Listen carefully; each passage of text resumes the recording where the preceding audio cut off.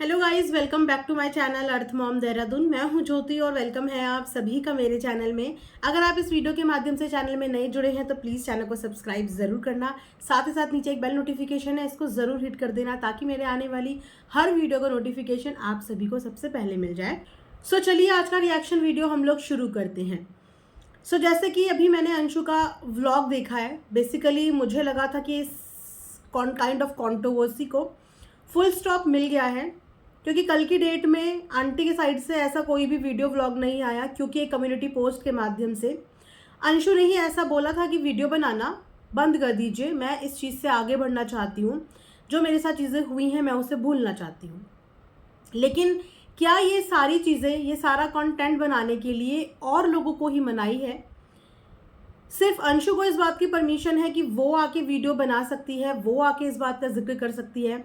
जब कोई इंसान अपने गम से, अपनी तकलीफ से बाहर निकलने की सोचता है तो सबसे पहले वो उस चीज़ का जिक्र और उस चीज़ के बारे में बात करना छोड़ता है, क्योंकि जब तक आप उन चीज़ों के बारे में बात करोगे तब तक दुनिया भी उसके बारे में बात करेगी। और YouTube पे जब भी आप कोई वीडियो अपलोड करते हो ना, तो वो कंटेंट के सेक्शन में जाती है।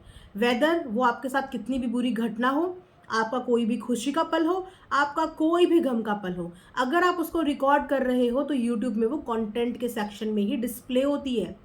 दैट मीन्स कि ये आपने कंटेंट सोशल मीडिया पे पोस्ट कर दिया। अब उस कंटेंट पे हर बंदा अपने हिसाब से अगर रिएक्ट करे तो फिर कंटेंट बना रहे हैं, मेरी इस समय की स्थिति का ये बोलने का हक फिर नहीं बनता, क्योंकि ये खुद नहीं रुक रही हैं। आज भी डायरेक्टली इनडायरेक्टली, प्यार से, धीरे से मारे गए हैं, तानों के बम फेंके गए हैं। समझने वाला समझ गया और जो ना समझे वो ना समझ, क्योंकि समझदार को इशारा ही काफ़ी है। और आप सब भी कहीं ना कहीं वो पूरी वीडियो का इशारा समझ गए होंगे।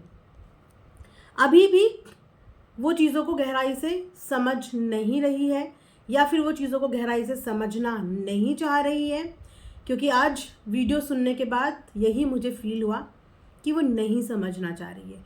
उसने जो माइंडसेट करना था आई थिंक वो ऑलरेडी कर चुकी है और उसी हिसाब से रिएक्ट कर रही है। हालांकि आज वीडियो में जो मैं शुरुआत करूँगी वो मैं करूँगी शुभ अशुभ जैसे शब्दों से। जी हाँ, मुझे ये अशुभ शब्द ना जब भी किसी महिला के लिए, जब भी किसी औरत के लिए उठता है ना, बहुत बुरा लगता है, बहुत बुरा।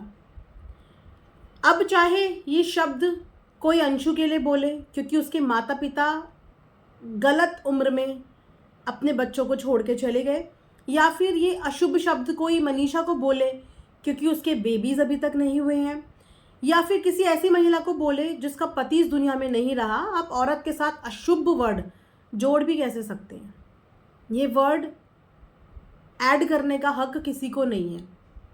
बहुत अच्छा लगा कि अंशु के पास एक कमेंट आया और उसके रिश्तेदारों ने बकायदा उस कमेंट का स्क्रीनशॉट लेके अंशु को भेजा कि तुम इस पे कुछ बोलती क्यों नहीं, कुछ कहती क्यों नहीं, तुम्हारी पेरेंट्स के लिए ऐसा बोला है। बहुत अच्छा लगा कि एक बेटी ने अपनी माँ के लिए, अपने पेरेंट्स के लिए स्टैंड लिया और बोला कि आप मेरे पेरेंट्स को कुछ नहीं बोल सकते, उनकी कोई गलती नहीं है।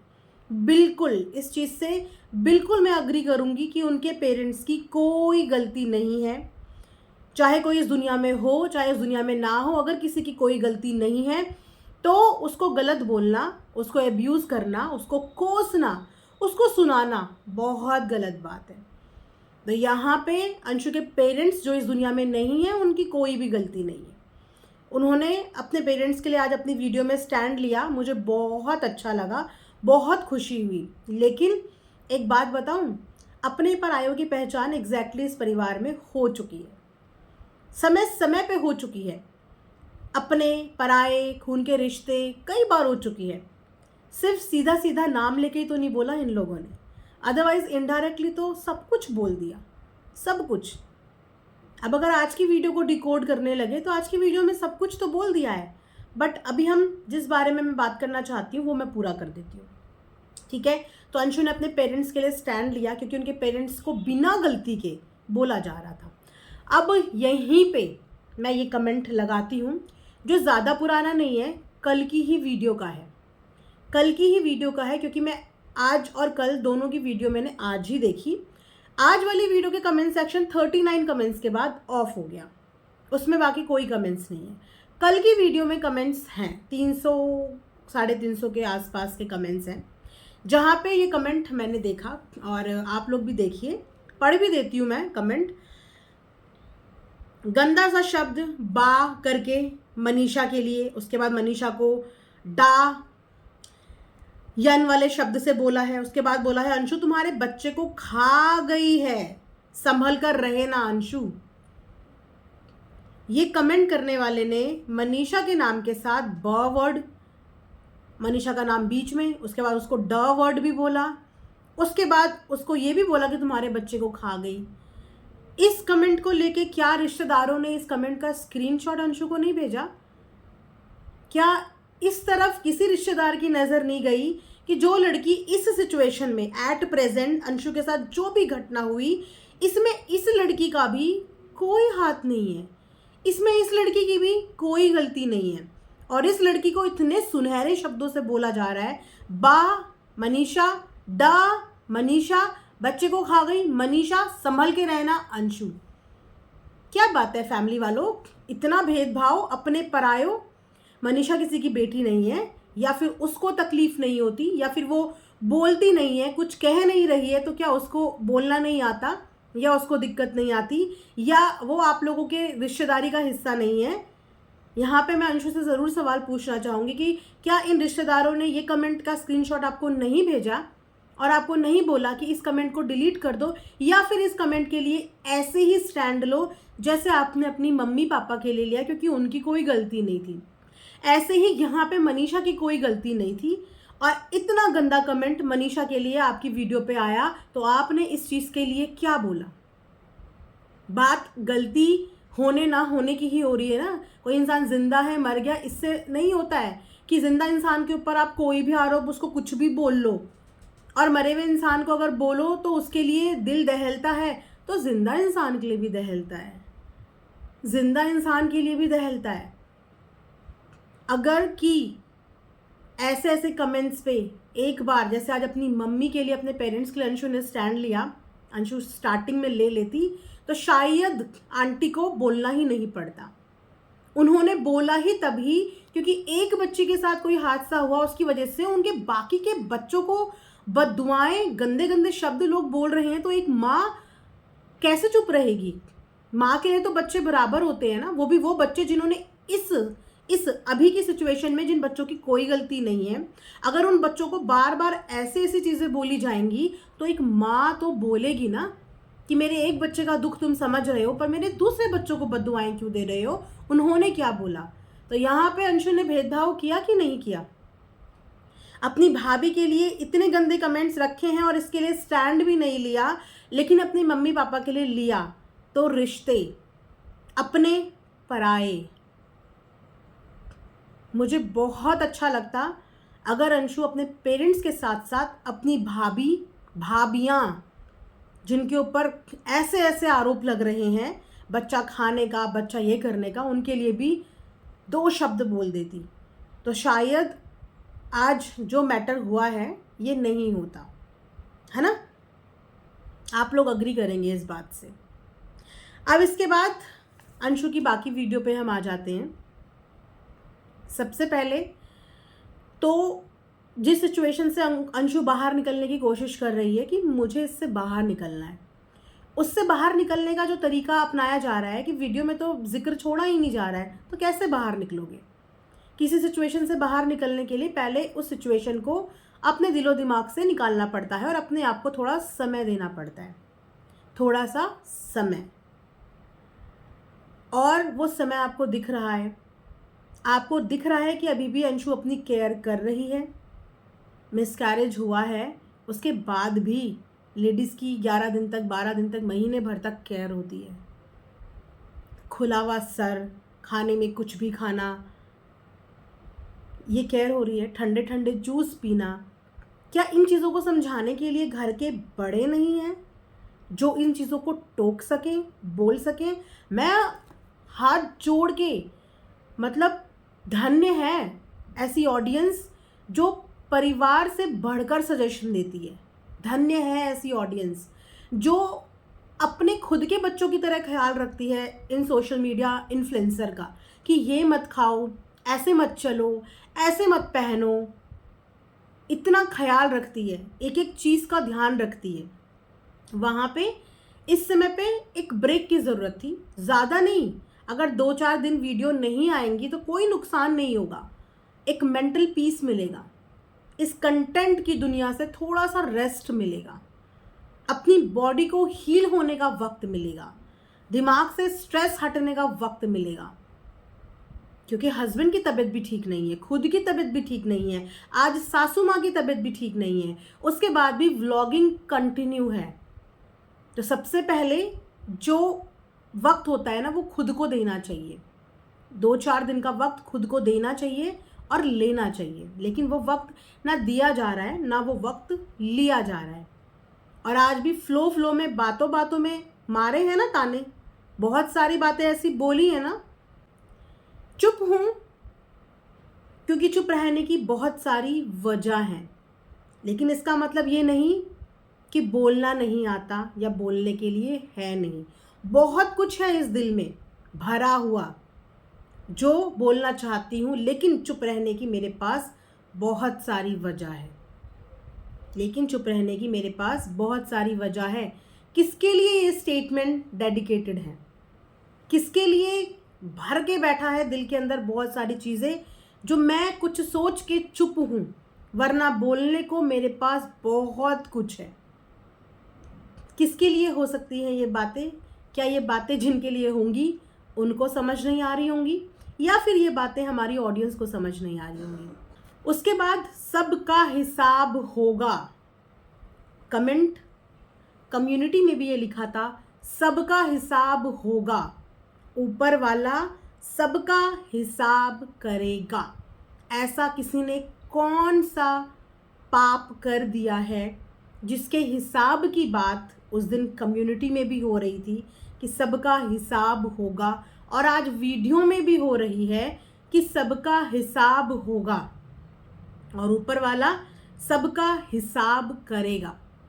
उसके बाद एक चीज़ की क्लैरिफिकेशन और दी गई है, जहाँ पे अपने पेरेंट्स के बारे में बताया गया कि मेरे पेरेंट्स हमको भीख मांगने के लिए छोड़कर नहीं गए, वो बहुत कुछ हमारे लिए करके गए, भीख मांगने के लिए नहीं छोड़ के गए। आज तक किसी ने हमें एक पैसा नहीं दिया, आज तक हमने किसी से एक पैसा नहीं लिया, ना ही आए के, ना ही बाएं के, ना ही दोस्त के, ना ही रिश्तेदार के, किसी से भी हमने एक पैसा नहीं लिया और किसी ने भी हमें एक पैसा नहीं दिया। इस बात का, इस सेंटेंस का आज के व्लॉग में जिक्र करने का मतलब, मकसद आप लोग समझ पा रहे हैं।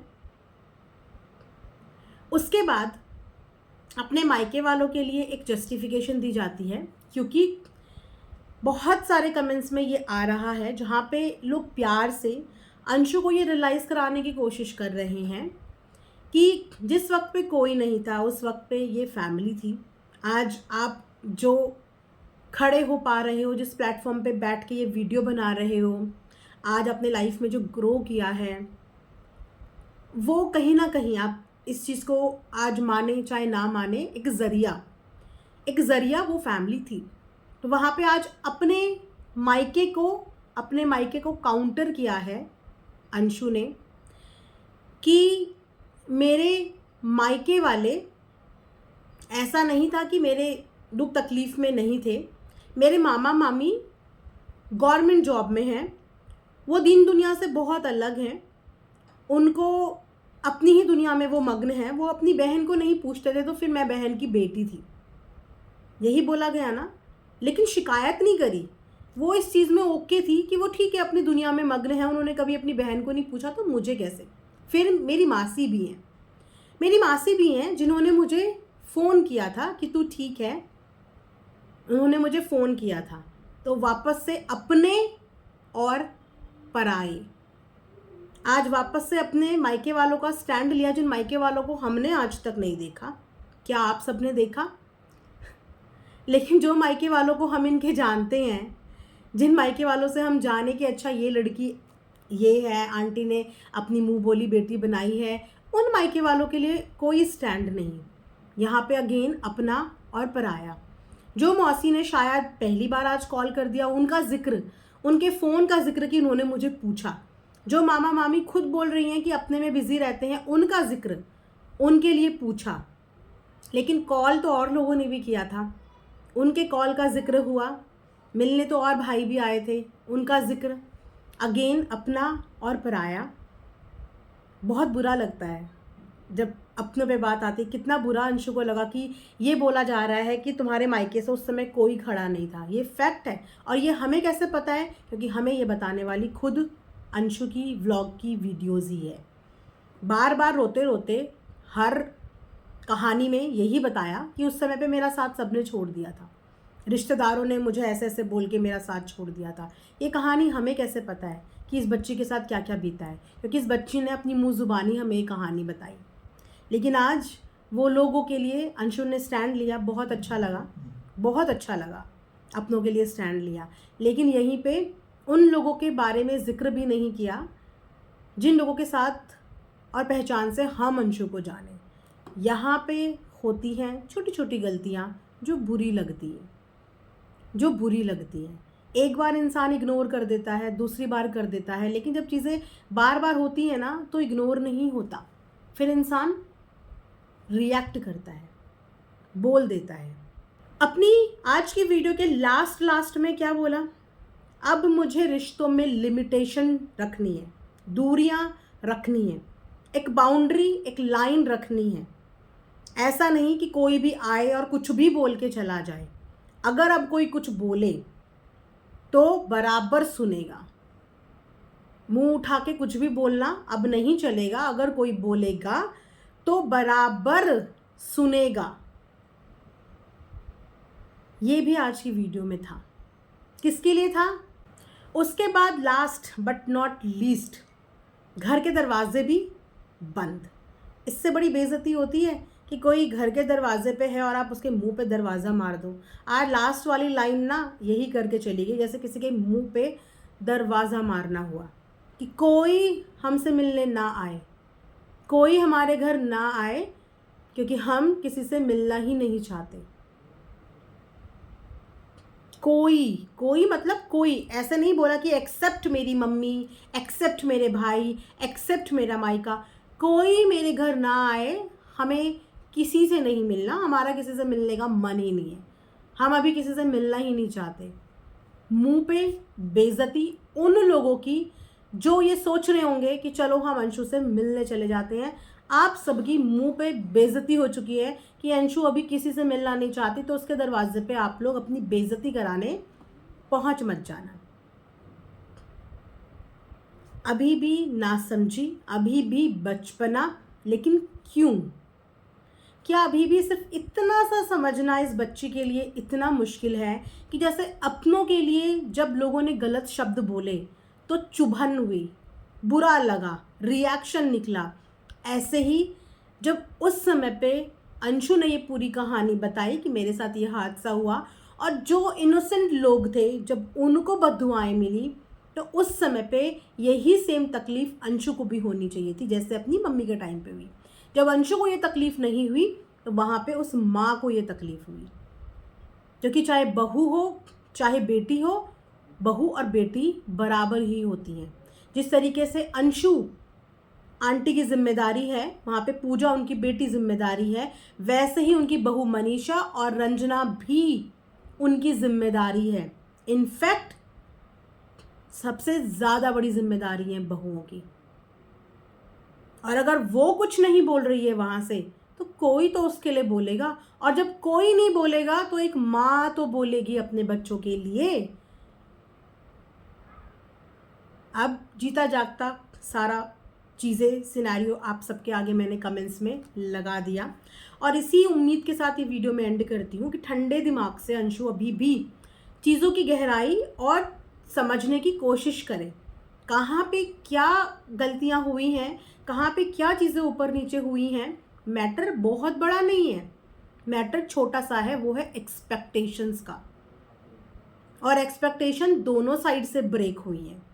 शायद अंशु को कुछ एक्सपेक्टेशन होगी जो वहां से नहीं हुई, और उनको जो एक्सपेक्टेशन होगी वो यहां से नहीं हुई। सिर्फ इतना हुआ है।